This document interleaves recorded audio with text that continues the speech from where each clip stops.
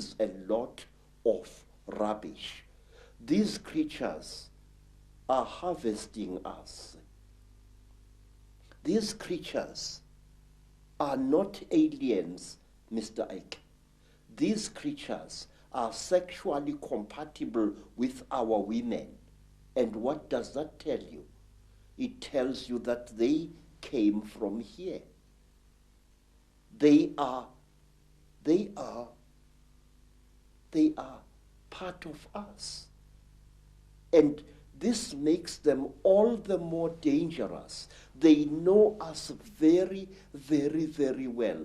They know the great weaknesses of our minds, just as they know the great strengths of our minds.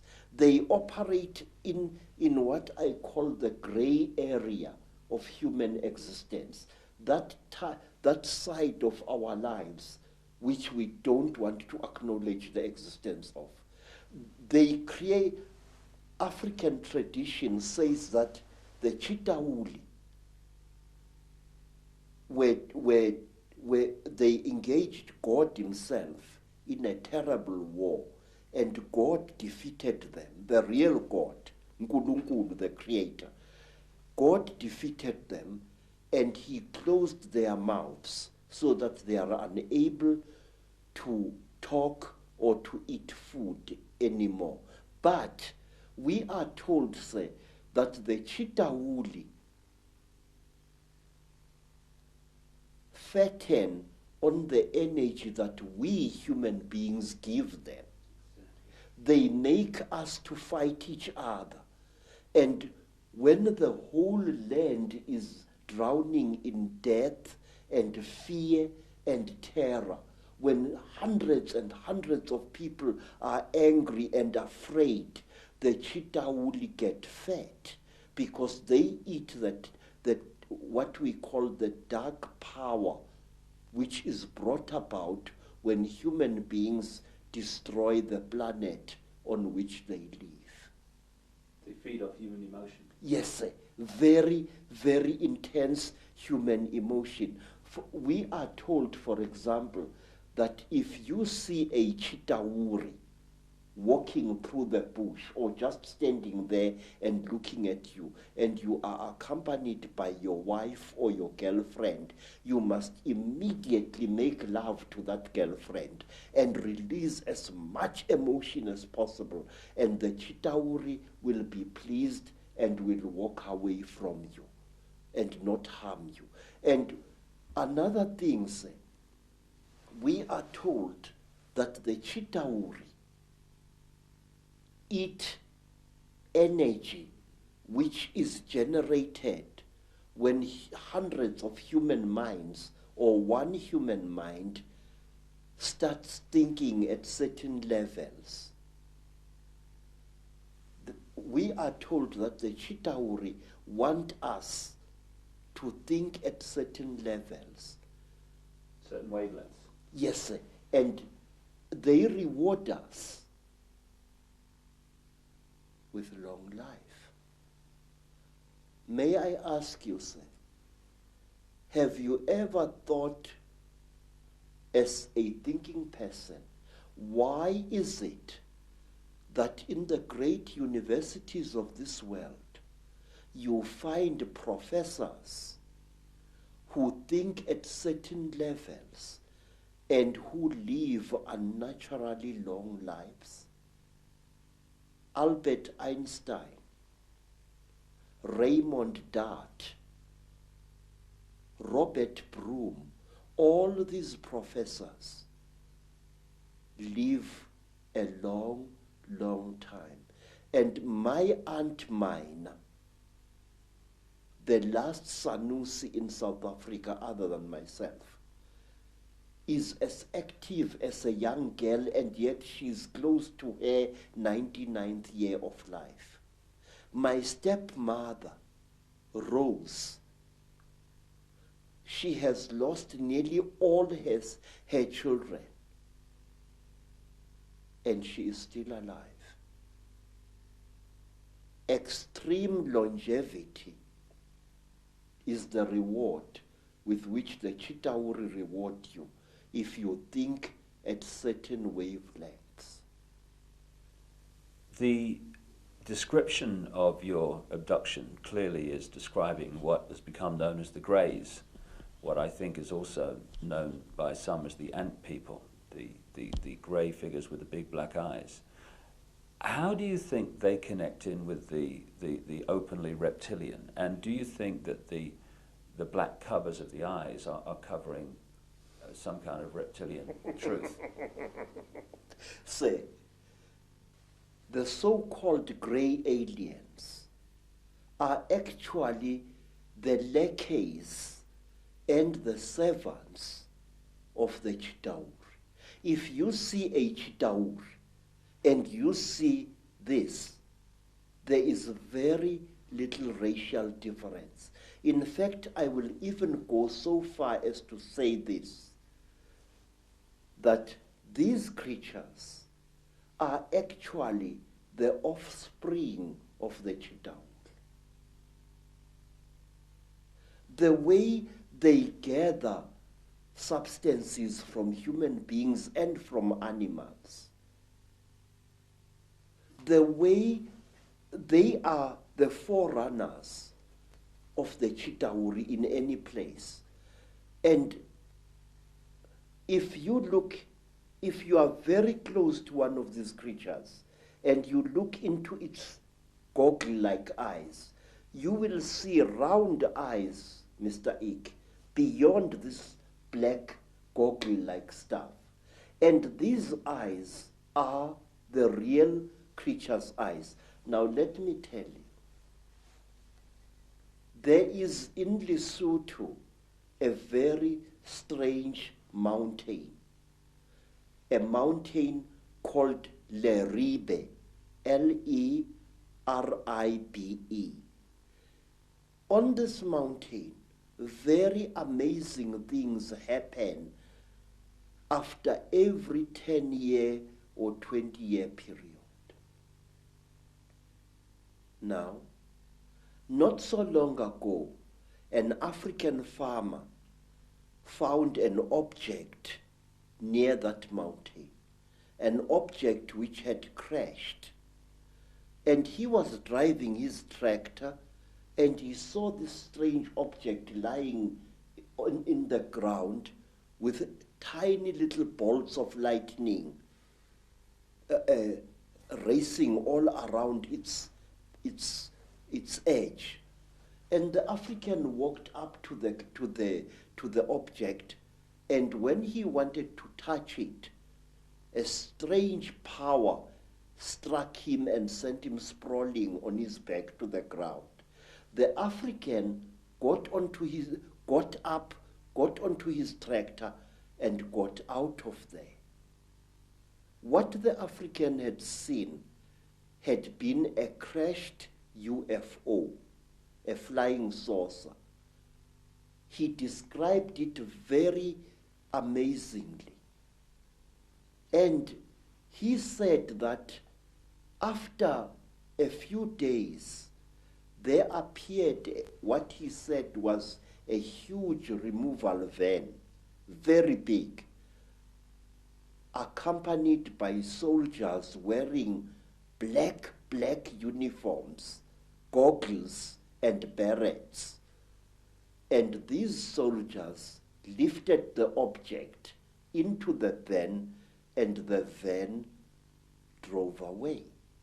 But when people came to the site, they saw that something had fallen there, but they saw no heavy tire tracks of the vehicle that the man had described. Something had crashed there, had been removed, but there were no wheel marks of the heavy vehicle he had described. Now, let me tell you something else.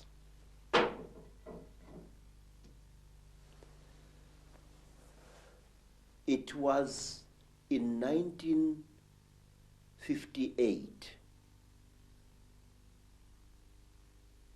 In fact, I think that the incident I'm going to describe to you, sir, is somehow connected to what happened to me in 1959. I'm sure of it. A friend of mine in Lesotho called me. He said that he had something very important and that we had to share this. He said, please, I must come to Lesotho. I must come. And I went there. And then I found that he had dug a hole at the back of his hut. And he asked me that he and I and his second wife should go into this hole on the night to come and there to share something very, very holy. Well, we went down the hole. We used a broken ladder, and there inside the hole, we ate small pieces of something. He told me to chew these things very thoroughly, as they were quite hard. I still had teeth in my face at that time. And I chewed and I chewed and I chewed and I chewed. But I noticed that what I was chewing was some kind of dry substance, and that it had the same taste that you would feel in your mouth if you sucked a copper penny. It had that coppery taste, like as if you were sucking an old copper coin. And then we left the hole and we went into his house. And on the following day, we all became terribly ill, very, very ill. Our skins erupted into a rash. It was very, very painful. It was very, very itchy. We bathed with urine trying to take the itching away, but it failed. We bathed with sheep dip, and it failed. And in the end, I could no longer breathe at all. My tongue appeared to swell many times its size.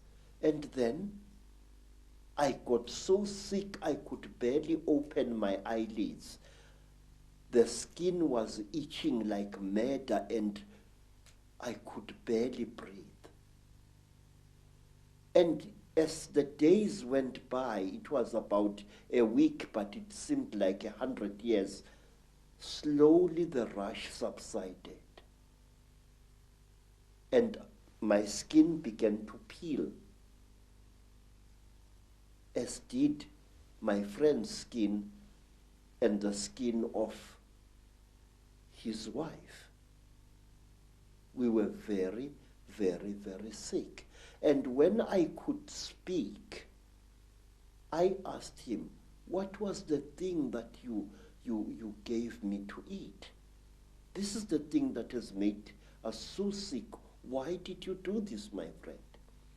He said, look, what we shared was something that can only be eaten while you are hiding in a hole. And that thing is the flesh of a god. I said, God? He said, yes. I said, but I am sick now. He said, wait, you'll recover. You either die within 2 days or you recover. Now we are going to recover because we are still alive after 2 days. Mr. Icke, I can't describe to you what happened next. I wish you to imagine, sir, you are sick, weak, and feverish. Suddenly, you get stuck, staring, raving, laughing, mad. We started laughing. Ha ha ha ha ha ha ha. It was utterly incredible. What had made us what had caused the laughter we did not know, but we laughed for hours, all three of us. And then, when our jaws couldn't laugh anymore, a new thing happened. My friend's eldest daughter gave us all water. And when I drank that water, my sense of taste was so heightened that I was utterly shaken. Ordinary water from a mountain spring tasted like, I don't know like what, like wine, like something out of I don't know where. My taste buds must have been souped up somehow. And then another feeling, which I cannot describe, fell over all of us. It was a feeling as if we were one with the entire universe. When I looked at a tree outside my friend's homestead, it was as if that tree was a multicolored living rainbow. When I looked at the mountain far away, my sense of sight was so intense that I could see colors beyond colors. I can't give you any other description. And then say, afterwards, I was very weak, but with a monstrous appetite. And then I left my friend's homestead and returned to South Africa. Every step of the way, I seemed like a person reborn. It was a feeling that no words can describe. And when I asked my friend by letter afterwards, what was this God flesh? He said it had been the flesh of a puana. What we call the graves. Yes, sir. People who say that these things don't exist had better think again. They are tangible, they are smellable, and furthermore, they are edible if you are willing to take the risk. In Africa, we have an ancient custom whose existence many people deny today, that anything that claims to be a god should be eaten. There are places in Africa even now where if you are a spiritual person and you are sick, well, let me tell you what happened to me in the country today called Zaire. I got sick, sir. I was undergoing yet another of my 7 initiations, and I fell sick from very bad running stomach. And I was so sick, everything that my friends, white friends and black friends could do failed to help me. And then, one night, some of my teachers came to me and requested that since I was going to die, would I please allow them the honor of eating me after death? Now, sir, it's a very good thing to be invited to a dinner, but not when you happen to be part of the menu. And I recovered so quickly that I escaped from that area in one of their ramshackle buses, and I never went back. Thank you very much. Fear can be a wonderful medicine sometimes, and it was with me. Do you think, Credo, that those senses that you experience, that really heightened sense of everything, of oneness, of whatever, are the very senses that the Chittahuli have manipulated out of us? I do, sir. I do very much. They were senses like no human being possesses. May I add, no human being possesses anymore. It was as if at one time, sir, a voice was speaking in my head, a very amazing voice. And after that, my powers of prophecy were intensified. This is what I think. We human beings are holier and more wonderful than we think we are. And I feel we lost something at some time in the course of our development, or shall I say, in the course of our manipulation. Credo, this is fascinating information, which I'm sure many people in the UFO research community will be very, very interested in. That is that these grey extraterrestrials, or grey figures, whatever they are, don't actually really look like that. They're almost in disguise. Yes, sir, they are. And I will tell you why. Grey aliens have died in various parts of Africa. They have been killed, and they are very, very quick to recover the bodies of their friends which have fallen out of their crashed spacecraft. But sometimes African sangomas steal these bodies before they can be recovered. And believe me, sir, I have heard and I've seen that butchering a corpse of one of these creatures is extremely hard work. What you think is the skin of the creature is actually a tight-fitting costume that the creature is wearing. Under this grey costume, the creature, say, is pinkish white, like a freshly skinned animal, and its eyes are round with split pupils. These are goggles which the creature is wearing.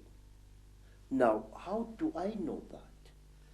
In order to dismember a creature like this, incidentally we call them mantindane in Zulu, which means the tormentors, the torturers.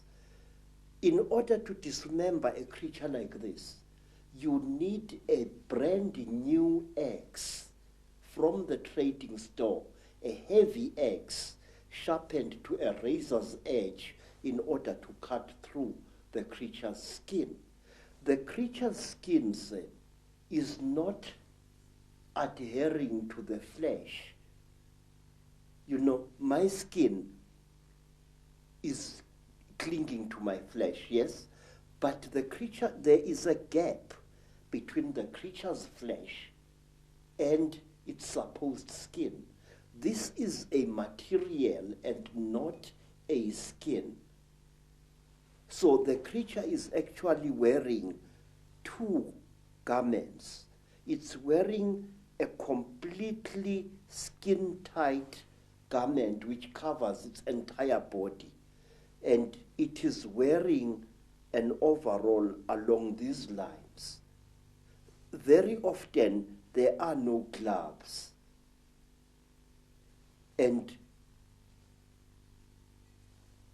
here, to cut up a mantindane, you need very, very sharp iron. And you have got to be a strong person even to reach its flesh. But once you have cut through the cover, the close-fitting covering, you can just open the whole thing and see the dead creature's flesh underneath it. And is it reptilian? Yes, sir. It is. I will tell you how the creature looks like without its grey skin. It is like certain types of tropical fish. It's like the belly of that type of fish that is fried in South Africa to make fish and chips. That grey fish, that long grey fish. The texture of its real skin is like that, but the blood vessels are very close to the surface. In fact, not so long ago, Mr. Icke, right here in South Africa, several hundred school children, some black, some colored, were terrorized by a creature they called Pinky Pinky, a creature which looked as if it had been skinned alive. That was a Mantindane without its skin or costume. It's interesting when you're talking about the black eyes of these greys being a cover for something, and then you have the stories of the men in black who seem to interact not very positively, to say the least, with people involved in UFO and UFO investigation and stuff. And these men in black have these black goggle-like sunglasses, which are almost a mirror of the same. Exactly, sir. But let me tell you that over the last 100 years or so, the men in black have become westernized, in Africa at least. In old Africa, if you killed a Mantindane, one of these, you were visited by terrible beings who wore long black robes made of animal skin and deep hoods over their heads. And these creatures used to wear white masks with very, very terrible looking black eyes painted on them. They were called Izilo Zengubo, the beasts of the blanket. And may I tell you that these terrible beings, our African version of the men in black, used to play an important part in the choosing of certain kings in South Africa. That is one of the stories that I wish to tell you in greater detail one day. Whenever you have harmed a Mantindane, you received a visit from men in black. And one of my uncles was a night watchman just after the Second World War. And he saw what he thought was a burglar breaking into a factory which stored surplus army property. And he threw his knobkiri at this figure and hit it very hard. The creature fell behind some boxes, and then and only then did my uncle, a tough old Zulu, realize that the thing he had brought down was not a human being at all, not a young thief, but a Mantindane. My uncle threw down his second stick and ran screaming out of the factory. And not long after that, because my uncle had taken from the creature what he thought was its bag, he took the bag with him to Alexander Township after he had run out of the factory, but he could not open the bag. And while he was sitting in the shack in Alexander Township, just near Johannesburg, there arrived at his shack 2 white men who posed as detectives. And these so-called detectives told my uncle's common law wife that she must give to them the bag that my uncle had taken from the little man. And she did, and they vanished. What I'm trying to say, Mr. Icke, is the richer we become, the more we behave as the Chitauli are said to behave. Some of us, when they acquire a lot of wealth, start consuming metals and other minerals that they really do not need, which, however, if you study the story of the Chitauri, you are told that the Chitauri use these minerals and metals as medicine. We are told, say, that the Chitauri, when they get sick, smear their bodies with gold dust, which gets absorbed into their skins and they become all right. May I point out, it was once the custom of the Mutwa kings of Zimbabwe, the men who built the Zimbabwe ruins, that on certain rising of the day star, the priest king would be smeared from head to foot with gold dust, and sometimes he was ritually sacrificed on the top of the wall of the Zimbabwe fortress. And to my amazement, when I visited South America, I found that the ancient Mayans had exactly the same custom where a god king was smeared with a mixture of fat and gold dust.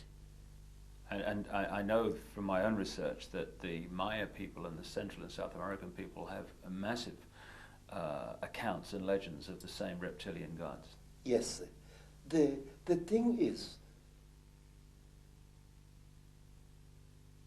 if you read the ancient stories of our people, or you listen to them spoken by the storytellers, you find that we human beings are somehow programmed to alter the world in which we live and render it uninhabitable to ourselves.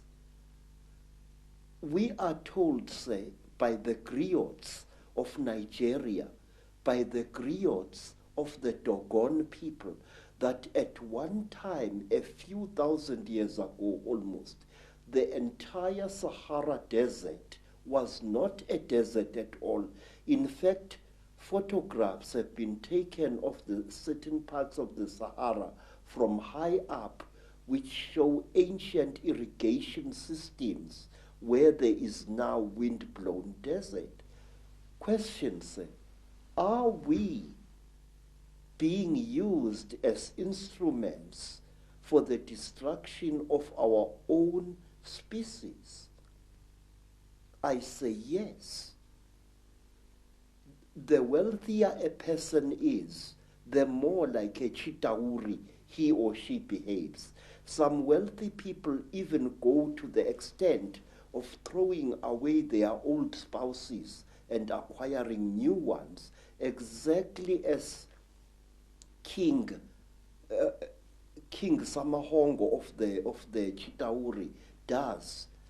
He kills and eats all his wives when they can no longer make love to him properly, and he acquires new ones.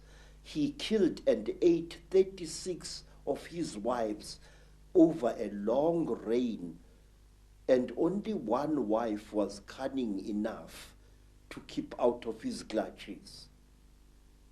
You see millionaires divorcing their wives and acquiring new wives. And the Chitauri, unlike traditional Africans, believe that a female is inferior to the male. And so do the wealthy people who acquire great wealth in this world. They tend to look down upon women and even to abuse them. Well, let's connect this into the present day. And one thing that is a constant recurring theme is the reptilians or an extraterrestrial race interbreeding with humanity and creating particular bloodlines. And you've got an amazing artifact, I guess that's the word, necklace here, which I know is incredibly heavy, which has a very significant contribution to make to this theme of extraterrestrials or another race, not human, interbreeding with humanity. Now, first of all, where did this come from? So, we don't know. This necklace has been around for so long that we don't exactly know from which tribe it came. All I can tell you is that this necklace was in existence when the king who founded the Zulu nation, Zulu, was still a boy. It is described in ancient legends centering around this king. It is called Inweba Yezimfihlo, the necklace of the mysteries. It is really a book which tells 12 different stories. And how old do you think it is? How old do you know it is, first of all? I don't know, sir. All I do know is that... Hundreds of years? Or? Yes, very old. But it's not as old as the green face that I've just shown you. Oh, the Chitauri. The Chitauri face is said to be over 7,000 years old, this thing here. Now, this necklace enshrines several mysteries in it. Inside here are stones which are not from this earth. It is a very amazing story. There are 3 pebbles in here which stories say were brought to this earth by an alien baby which played with a human baby in the northern Transvaal. This... First of all, that looks so much, well, it obviously looks very much like a spacecraft, like a flying saucer. Yes. This half-molten object here used to be a serpent-like necklace worn by a Mashona chief. He went to investigate something which had landed in the bush and which was killing his people. And he went with his battle axe to attack this object. And the object blew a jet of very terrible fire at the chief. And he became just smoke. And this was all that was left of him. Now, this necklace enshrines one of the oldest and the greatest mysteries in our country, that the god beings which we call by the name Chitauri and which are called Zishwezi or Imanugela in the languages of other tribes throughout Africa. These gods came down to the earth in great vessels made out of gold, and they united with female human beings to create a race of kings and queens on our earth. There isn't a tribe, Mr. Icke, anywhere in Africa. And when you return to South Africa, I will ask you to investigate this very closely. There isn't a tribe anywhere in Southern, Central, Western, and Eastern Africa which doesn't claim that kingship was a system that was brought down from the sky by gods who either traveled in swings, as the pygmies of Zaire say, or who came down in huge vessels which were shaped like bows, vessels made of gold, vessels bigger than mountains. I wish to share these things with you, sir, as briefly as I can. The Zulu people believed that they originated from space, and their name Zulu does not mean sky, but rather interplanetary space. And the word Zulu also has to do with traveling. For example, if I say to a child, you are getting about, you are moving from village to village lazily, I say, uyazula wena. Now the word Zula, which is used to refer to Zulus, sometimes contemptuously, in Zula, means really a traveler, a voyager, somebody moving from place to place. Where? In the Izulu. Now I ask you, how did a land-bound people like the Zulus know that you could travel in space? Uyazula ezulwini. You can travel in the great place of traveling. For that matter, Zulu people knew that the earth was a sphere and that it was the sun that was still in space and the various planets orbited around it. I will show you on the other necklace of knowledge. And when a Zulu refers to the earth, he says umhlaba jikelele. Now, the word jikelele implies a spherical or a hemispherical object.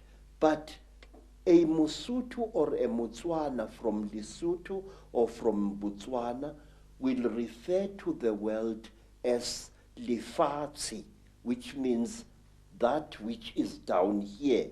And he will say, when he refers to the earth's shape, lefatshe ka bophara. Now this word ka bophara means the earth in its width.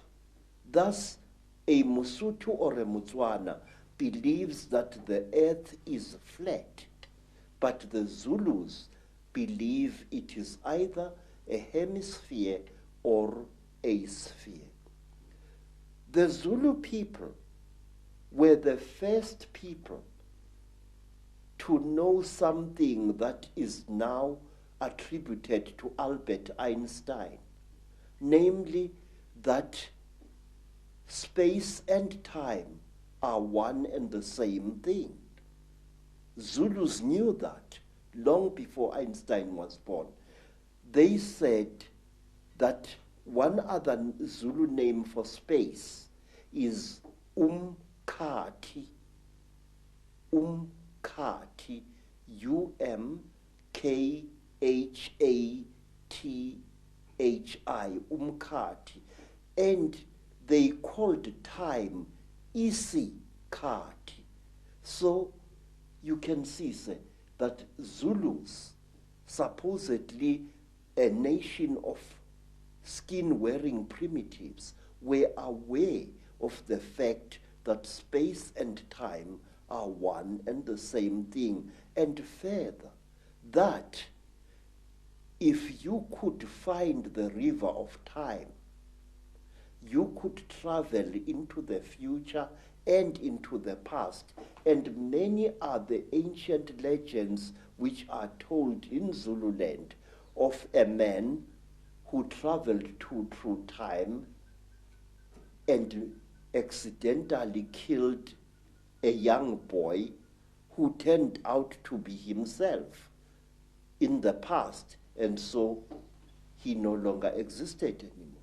There's an indication on the necklace, I know, around the back that the Earth is round. One of the symbols is indicating that, or a sphere. Yes. But I wonder what you think, Credo, of what is taught to children and students all over the world in the universities and the fancy academic centers, that actually we are now at the cutting edge of human evolution in terms of technological knowledge and knowledge of the world and the universe, and in fact back in the ancient world, in Africa and North Africa and all over South America, they were just a primitive people.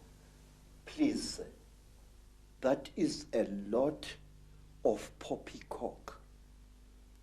In fact, in my long investigation into our past, I can tell you proudly that our ancestors were 20 times cleverer than we are.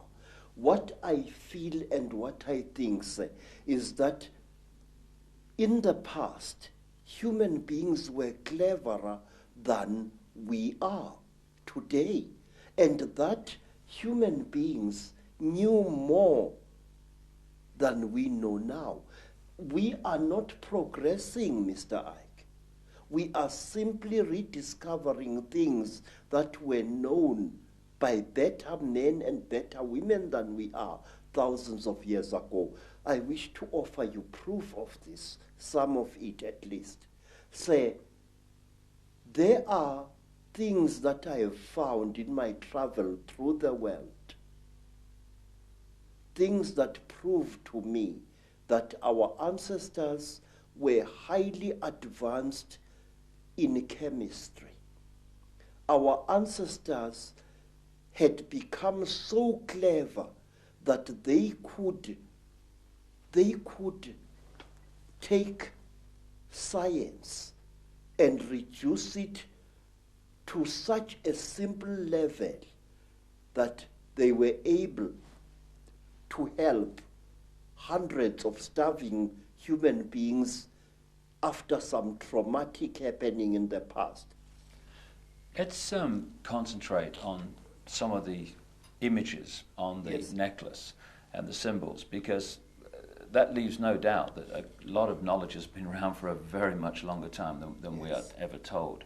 First of all, on the hand, I'm seeing the eye. Now, the all-seeing eye and the symbol of the eye is one the Illuminati use all the time. And it's one, of course, that was a very big symbol of ancient Egypt, the Eye of Ra and what have you. Why is that eye there on that hand? That represents the terrible eye of the Chitauli, the eye which sees everything, the eye which knows everything. It is said that when a Chitauli dies, he passes his third eye onto his next of kin. And to the Chitauli, an eye is a very, very powerful symbol. This is the eye of the Chitauli. But there is more to these things. Here there is a hole that goes right through the copper. Now, if you put water in that hole, you end up with a simple magnifying microscope, and you can see gems through that water. The magnification is amazing.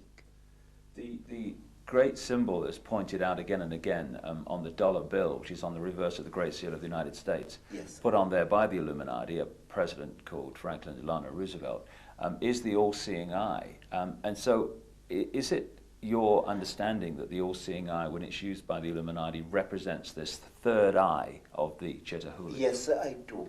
I really am sure of this. Why? Because in Africa, even ordinary human eyes are regarded as very powerful devices of magic. If an African shows you respect, he mustn't stare at you, but he must stare at a point beyond one of your shoulders. Now, we call this hlonipa, which means deny me your eyes. We believe that when emotionally roused, an ordinary human being can inflict great damage on another human being by the unseen fires that emanate from one's eyes. We believe that a Zulu warrior must never allow his dying enemy to look at him. For example, when a Zulu was killing an enemy, he used to cover that enemy's face with his shield to prevent the enemy looking upon him with his eyes and putting a curse upon him. It's interesting, people who've experienced the Chitahuli, the reptilians, in relationship to the British royal family and others at various rituals, have said that at the point of sacrifice, the point of death in the sacrifice, that these reptilians stare into the eyes of the person dying, which would kind of fit why those warriors were very concerned about that. Yes, sir. What are they doing then? We have got a ritual, sir, which covers many fields. A ritual which is called ukuthatha umoya, taking away the soul, where when a king is dying and he is fighting to pass on his knowledge and his courage to his successor, he would demand that the successor should stare heavily into the dying king's eyes. And also, when a creature is being sacrificed in Africa, whether it's a human being or an animal, that creature must be stared at by the sacrificer so that its spiritual characteristics are drunk in by the one sacrificing it. Okay. I have seen many times on hunting expeditions in Kenya, Tanzania, and other parts of Africa, when a lion is just about to breathe its last, the hunter, one of the hunters, will stare into the lion's eyes until the lion's eyes start glazing in death. It is drinking in the soul. We believe that the eyes are not just for seeing, that they are for taking as well. Now, on the hand here is what looks like the symbol of the constellation of Orion. What's the significance of that? Say, people throughout Africa believe that the original human beings either came from Orion or the gods for whom read the Chitahuli and many other alien nasties actually come from that constellation. We call it the constellation of Umhambi, the one who travels very, very far away. And we call this constellation also the constellation of Matsieng, the giant who was sent by God to this earth to create the first human beings. Matsieng was accompanied by a male lion with a very black mane, and he was also accompanied by his dog, and he traveled throughout the world.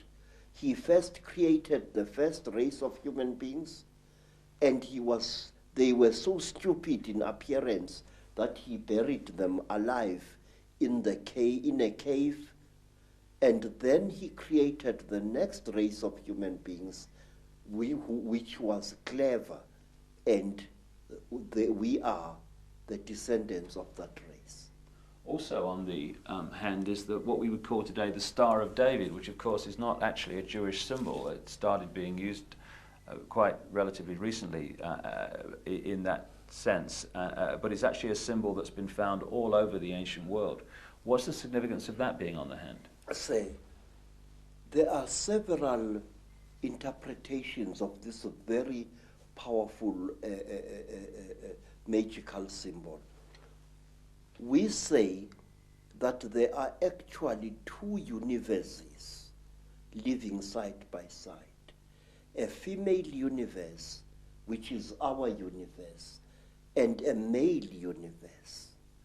And to Sanusis, these two triangles, a triangle facing downwards represents the descending female principle, and a triangle going upwards represents the rising male principle.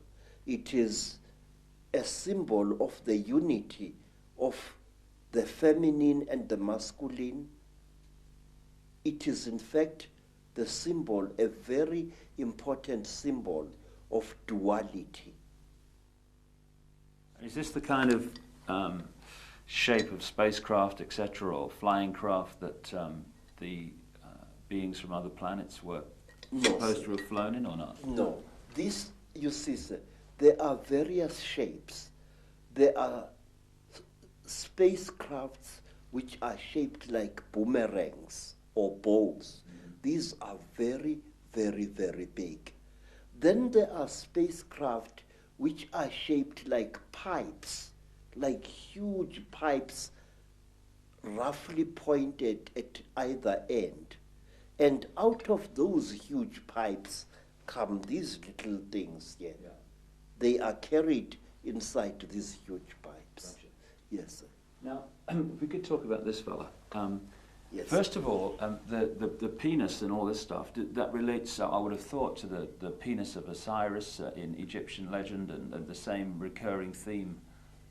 Would that be along the right lines? We say that King Samahongo, who is represented here, the lord of all the Chitauri, call them what you will, had his penis cut off by Prince Mwari, an African hero, and he replaced it with a golden one.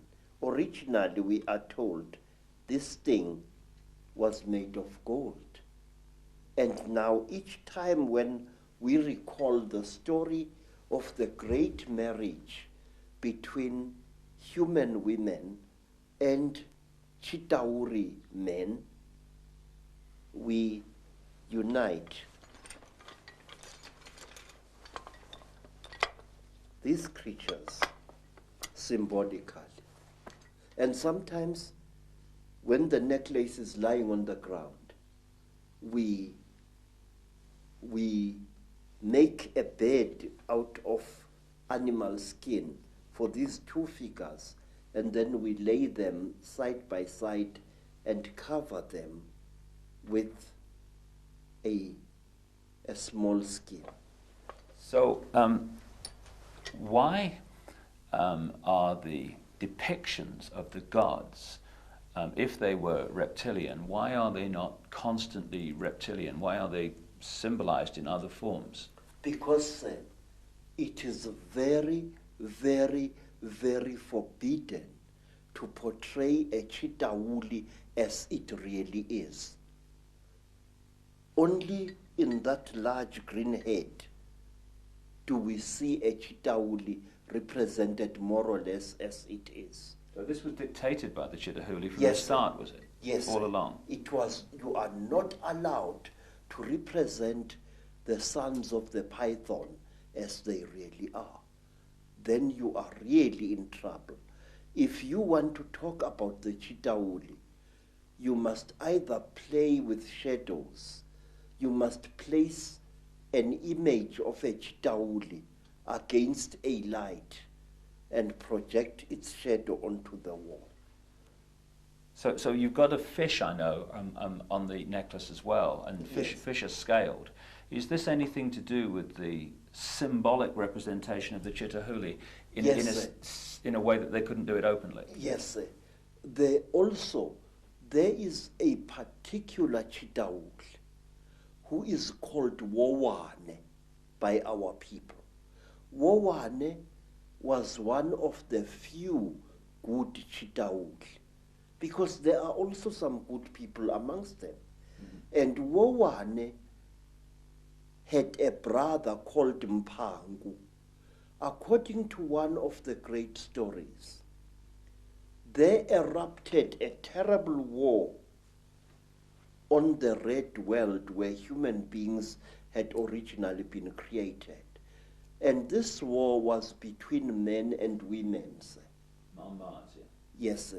And in this world, men and women nearly decimated each other, but they were rescued by the Earth Mother, who sent a great Nkanyamba, that is a great dragon, to come out of the sky to take them into its stomach and to bring them down to, not to our earth, to a beautiful watery world near the star of the red dog, Injebomvu, which the white people call Sirius, the star of anger. There, human beings were settled, but human beings started eating creatures which they found in the sea, which they thought were fishes, but which were really human beings. Human beings, we are told, started eating the Chitauli who lived in the sea, according to one story. And the Chitauli fought back against human beings. They attacked them with tornadoes, they attacked them with tidal waves, and the human race was nearly wiped out. And then two brothers, two Chitauli youths, Mpangu and Wowane, took pity upon the human race. And they went into the sky and looked for a great egg. And they hollowed out this egg, emptied its contents out, and brought the egg to that world and loaded the surviving human beings and brought them to our world here. We say that Wowane gave us the power of kingship. He brought it out of the sky. And if you notice, in many parts of Africa, ancient kings used to wear a wooden helmet with golden horns. It was true in West Africa, and it was true also in Southern Africa in the great Mutwa Empire. This is the horns representing the Chitahuli. Yes, the power of the Chitauli. Because to a Chitauli, horns are not just for goring other Chitauli as oxen gore each other. No, horns are a symbol of status, and through its horns, a Chitauli is able to communicate with human beings far across the face of the earth. So the horns were like antennae then? Yes, they were instruments of projecting power. In fact, it is said by storytellers that King Samahongo punishes those Chitauli who show mercy to human beings by pointing at them so that both their horns fall off their heads. And the Chitauri is therefore unable to direct human affairs through his or her horns. It's also interesting that the descriptions of the Chitahuli with the horns and sometimes the tail and stuff is very, very close to how Christians and those sort of stories have depicted the devil. Yes, sir. And one thing that interests me is this, that depictions of the devil have subtly changed over the centuries. But there is a difference now. First, originally, the devil was depicted as a hook-nosed creature, like a caricature of a North African Moor. That was at the time when the Europeans were fighting the Moors as well as the Arabs during the Crusades. Many depictions of the devil then show the devil as having a hooked nose. And then later, somewhere in the 19th century early, the devil was depicted as an African with a snub nose, thick lips, and very dark skin. But what amazes me is that now, more than ever before, the devil is represented as a Chitauli. What concerns me, sir, is this, that these alien creatures are now about to reveal themselves, and they are making us aware of how they look like. If you look, for example, at bioscope films which were made in the 1950s, the 30s, and so on, depictions of space aliens of that time are ridiculous, very laughable, but not anymore, sir. Today, we are having films that depict the grey aliens exactly as they really are, and the Chitauli exactly as they really are. My question is why? Are we being prepared for a major event? And let me share this with you.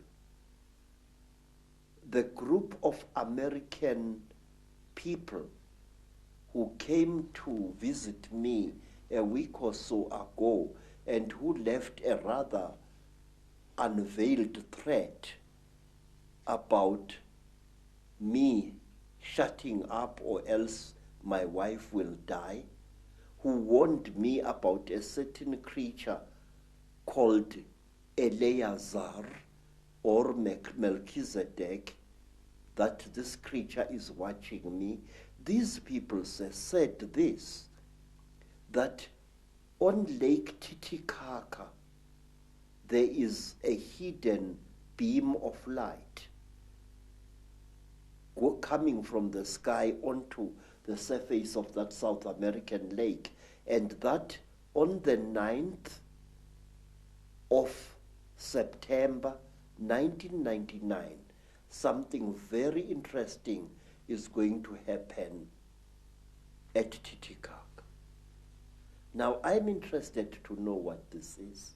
Well, I know from my own travels to that area that there are endless sightings of craft and beings in that area. I've been there twice myself, and I do think, from my own research, Credo, that we are being prepared for these beings to openly be seen.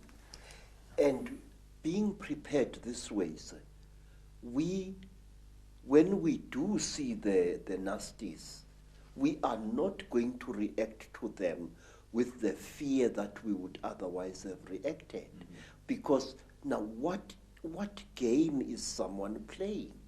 I think, sir, that They are playing the game that whoever they are, that we should accept these beings and welcome them with open arms and make them our masters. Yet again. You see, sir, there has been a steady build-up in books, in children's comics, and in other things of the fact that we must accept these creatures.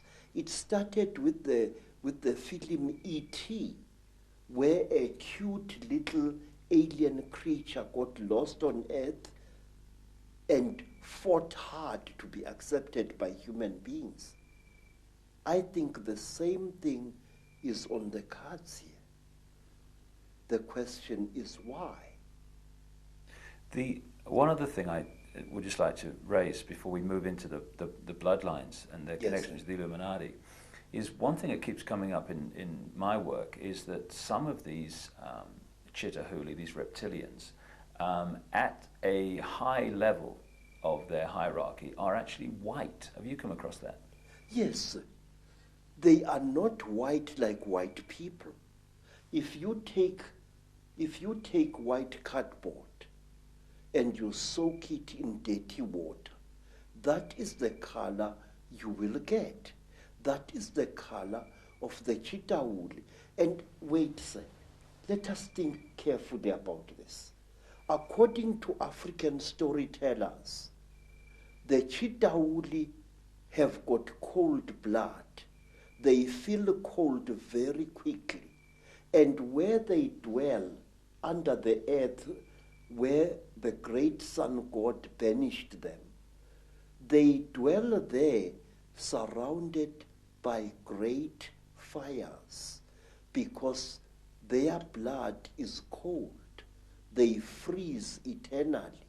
And so if you come across them in their caves, there are many, many cooking fires lit there. That's interesting, with the symbolism of the devil being in the fires of hell. Yes, sir. Yes, sir. And there is another thing. The Chitahuli,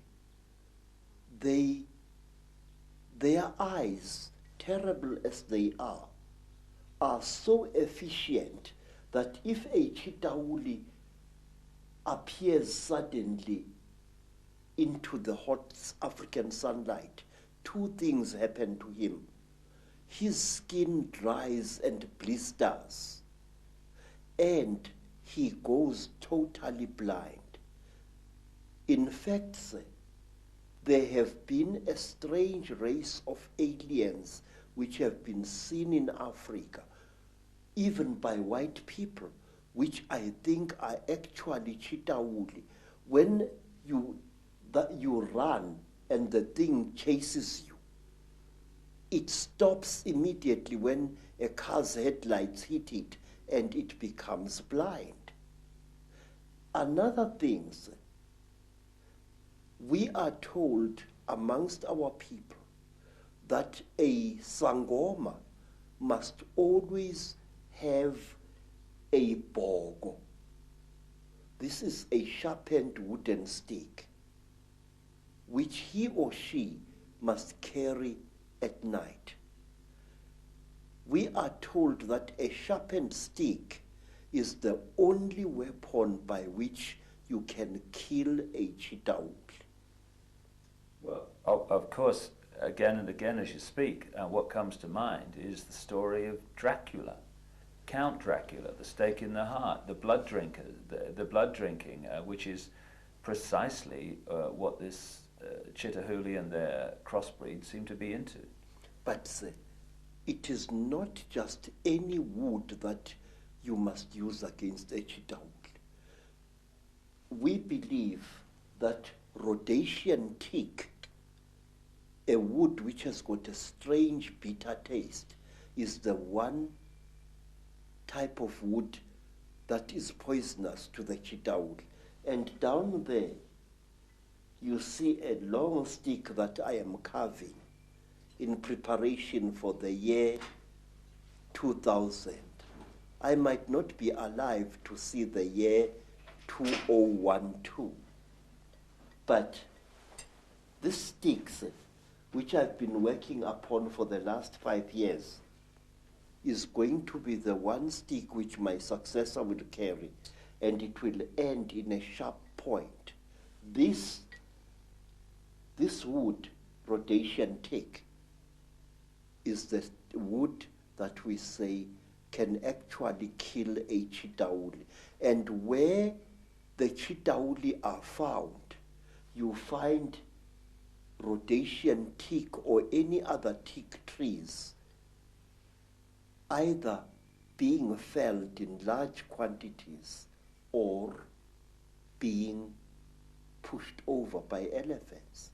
May I point out to you, sir, that many of the trees that are being destroyed in the Amazon jungle and in the Southeastern Asian jungles, as well as in the African jungles, are teak, the one wood that the chitauli fear.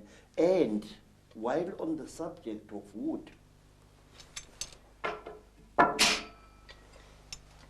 the only mask that can protect you against the chitauli is a mask made of teak. And in some of the flea markets around Johannesburg, I'm seeing more and more masks carved in Mozambique and in Zimbabwe, representing a chitauli.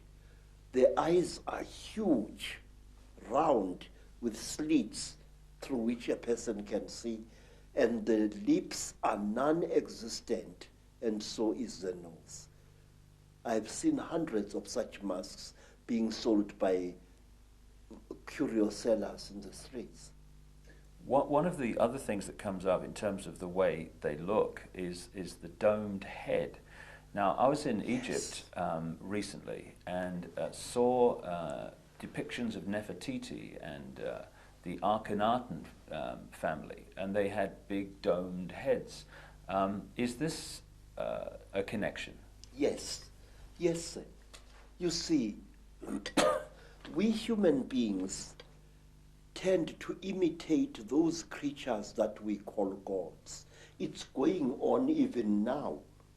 When African women saw white people, they named them Abelungu, which literally means the gods. And today, in America and in Africa, black women and some black men are going out of their way to give themselves hair which is European and not African in character. Now this thing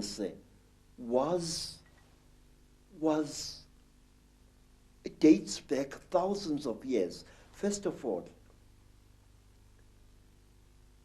the one race of the Chitauri, the ones that are called Nomo or Nomo by the Dogoni people, are depicted as having beard-like growths of the same type that look like the beards of Egyptian pharaohs.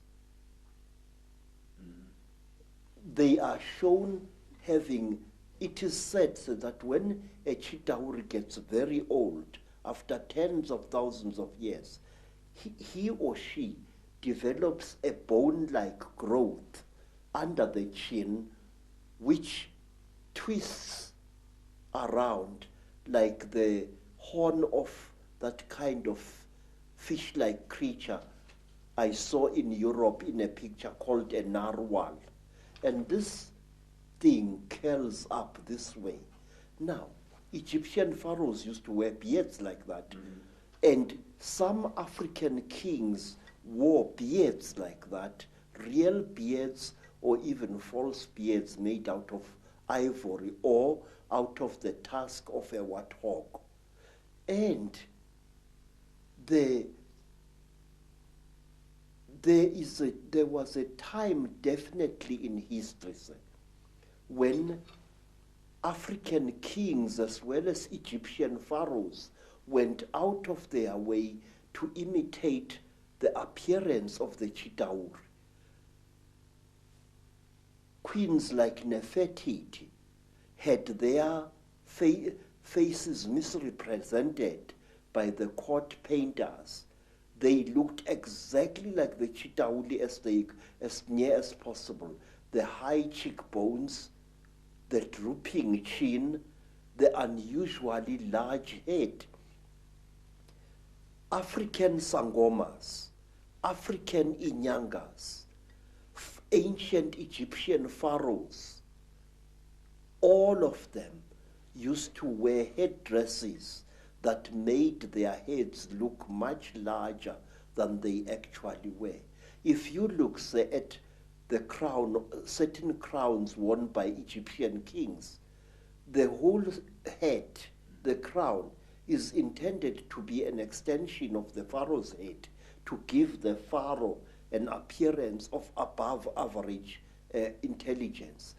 In Africa, we had kings who favored headdresses made out of the scrotums of elephants or rhinoceroses or even buffaloes. A scrotum which was dried and made bulbous and worn on the head by the king to make his head look larger than it was. And lastly, in ancient Greece, at the time when Greece reached the great heights in its culture and civilization, the great ruler Pericles used to wear a special soldier's helmet with a bulbous skull, a helmet which made his head look much bigger than it really was. Do they still do that today? Are there still African traditions that do that yes, today? Yes, very much so. And in America, some Native American shamans used to wear a special head made out of the head and the horns of a buffalo, which also made the man's head look bigger than it is. Say, popes, the Pope in Rome wears a hat which is intended to show him as having a brain bigger than average. That crown which has got three crowns, one on top of the other one. And now, bishops, especially in the Greek Orthodox Church, they wear crowns like that. And the Tsar of Russia, one of the Tsars, wore a bulbous crown which was in two sections, which made his head bigger than it really was. And in Persia, in Iran, some ayatollahs wear a turban whose effect is to make the man's head look bigger than it is. So does a Sikh. And so, for that matter, do the ancient priests of Israel. They also wore an onion-shaped headdress whose impression was to give him a far and above size head. Aren't there also traditions in which they manipulate children's heads as they're growing so that they become more bone-like? Yeah. During my travels in Africa, I came across an amazing people whom you must visit. They are called the Mangbetu people, and they live near Lake Rudolph in Central Africa. They are a beautiful, aristocratic people. And what they don't know about the universe is just not worth knowing. The Mangbetu people believe that an elongated skull with a flattened forehead pleases the gods. They They flatten the skulls of their children, causing constant headaches to the child, even when the child has grown into adulthood. And I asked a beautiful Mangbetu woman, "Madam, why do you torture your children this way?" The woman, the wife of a senior chief, said to